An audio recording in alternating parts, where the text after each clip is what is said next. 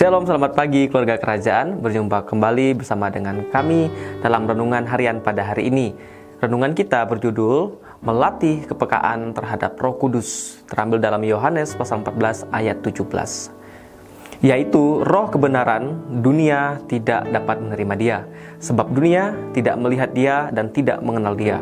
Tetapi kamu mengenal dia, sebab ia menyertai kamu dan akan diam di dalam kamu. Suatu saat, penulis hendak berkunjung ke rumah seorang tetangga untuk sebuah urusan. Ketika sampai di rumah tetangga tersebut, penulis kemudian memanggil-manggil nama tetangga tersebut berkali-kali. Namun, nampaknya tetangga yang adalah tuan rumah itu tidak menjawab panggilan penulis, dikarenakan memang tetangga tersebut memiliki beberapa rumah yang menjadi satu, sehingga kemudian karena luasnya rumah tersebut membuat si tuan rumah tidak mendengar panggilan penulis.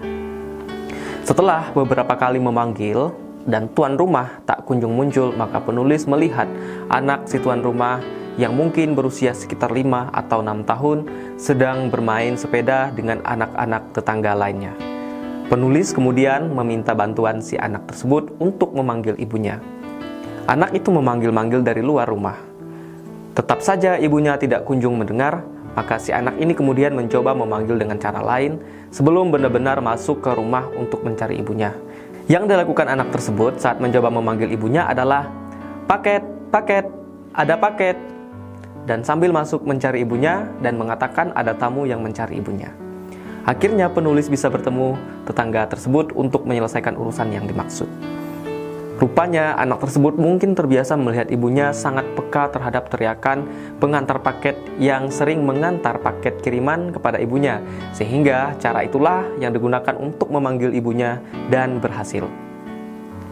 Sesungguhnya, seberapa sering kita membiasakan diri kita mendengar tuntunan dari Roh Kudus akan membuat kita peka terhadap keinginan Tuhan dalam menjalani hidup ini. Sejak Yesus menyelesaikan tugasnya di bumi ini, Roh Kudus diberikan kepada kita sebagai penolong, maka seharusnya kita juga terlatih untuk peka terhadap tuntunan Roh Kudus sehingga kita ditolongnya untuk selalu berjalan dalam kebenaran. Amin.